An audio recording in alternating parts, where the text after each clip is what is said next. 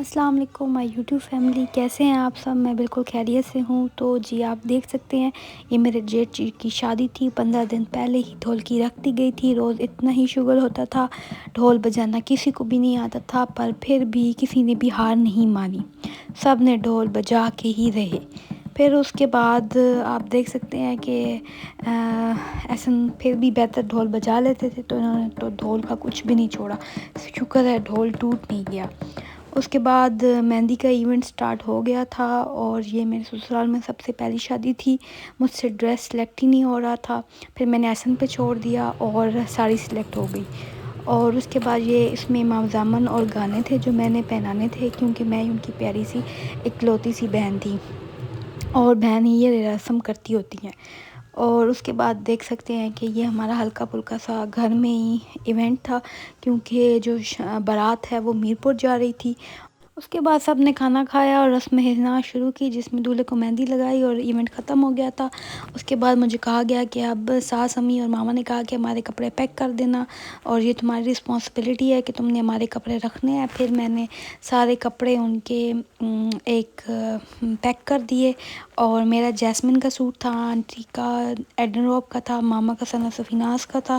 साथ में मैंने जूते रखे, बैग रखे, और ज्वेलरी, मेकअप, जो जो चीज़ें थी। मामा का जूता स्पेशल कह के गई थी कि मेरा ये जूता रखना है, और स्ट्रेटनर और सब चीज़ें मैंने अच्छी तरह पैक कर ली थी कि कोई चीज़ रह ना जाए।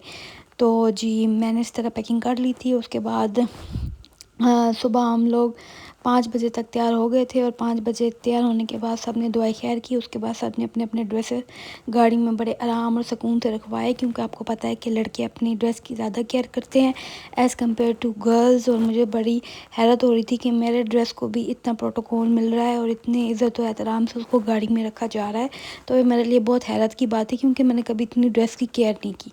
और उसके बाद अब हम निकल चुके थे, और हम लोग थोड़ा सा बारात से अलहदा हो गए थे। हम थोड़ा पहले निकल आए थे, क्योंकि हमने मामा को रिसीव करना था, और मामा को रिसीव कर लिया। घर से मामा को लाए, और मामा के साथ हिजाब भी थी, मेरी सिस्टर, और हम लोग फिर निकले मीरपुर के लिए। फिर हम लोग अभी जा रहे थे, रास्ते में थे, तो इतनी देर में बहुत सख्त क्रेविंग हो रही थी चाय की। तो हमने रास्ते में चाय पी। इतनी देर में दूल्हे दूल्हे की गाड़ी भी हमारे साथ मिल चुकी थी, और उसमें आंटी बैठे थे, इधर मामा बैठे थे।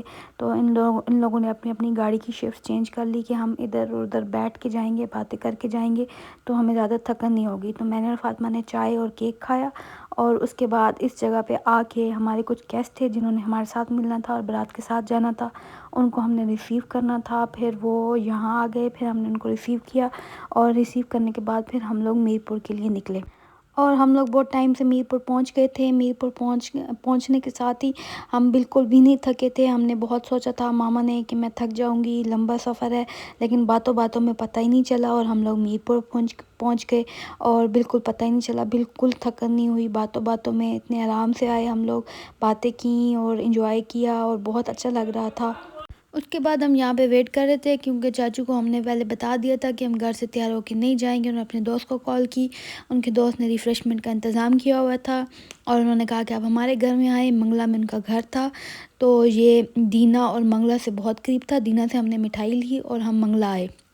मंगला में हम सबसे पहले इनके घर में आए। उसके बाद इन्होंने रिफ़्रेशमेंट का इंतज़ाम किया हुआ था। साथ में इन्होंने कहा कि जिसने नहाना है, बाथ लेनी है, मुंह धोना है, कपड़े प्रेस करने हैं, सब कुछ अवेलेबल है, सब कुछ आप कर सकते हैं। फिर उसके बाद इन्होंने हमें ये सब चीज़ें सर्व की। इसमें पकोड़े और चटनी हमें बहुत पसंद आया, और हमने अच्छा भला जो है वो चाय के साथ एंजॉय कर लिया था पकोड़े और चटनी को।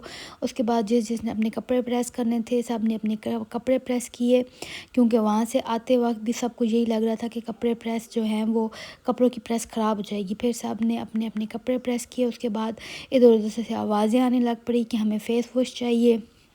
मैं भी फ़ेस वॉश नहीं लेकर आई थी, फिर मैंने फ़ेस वॉश मांगा। मुझे बिल्कुल भूल गया था कि फ़ेस वॉश भी लेकर आना है। उसके बाद हमने ऐसा किया कि उन्होंने हमें कहा कि आप ऊपर चले जाओ, ऊपर जाके आराम से इजी हो के कपड़े चेंज कर लो। बहुत सारे लोग नीचे भी थे, कुछ लोग ऊपर भी, नीचे ऊपर सब लोग मूव हो रहे थे। किसी को ऊपर से कंघी नहीं मिल रही थी तो वो नीचे आ रहा था, नीचे से ऊपर जा रहे थे।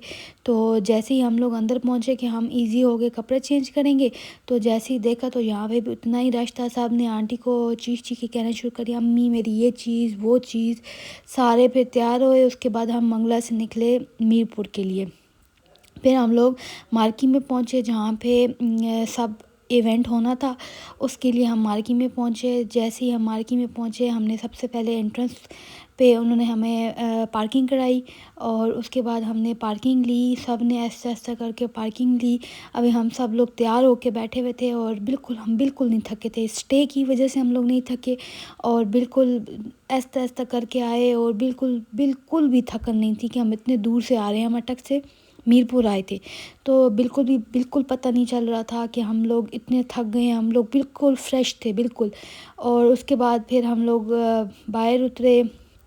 फिर आप देख सकते हैं कि यहाँ पे हम एंटर होने लगे थे, दुल्हन की फैमिली हमारे वेलकम के लिए खड़ी थी।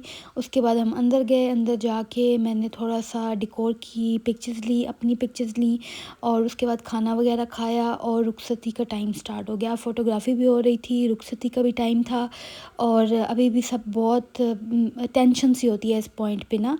तो उसके बाद फिर मुझे फूल मिला और आपको पता है कि फूल मिलने की तो वाइब ही अलग है। फिर उसके बाद रुखसती हो गई और ये देख सकते हैं बहुत प्यारा व्यू था, इसको मैंने कैप्चर किया।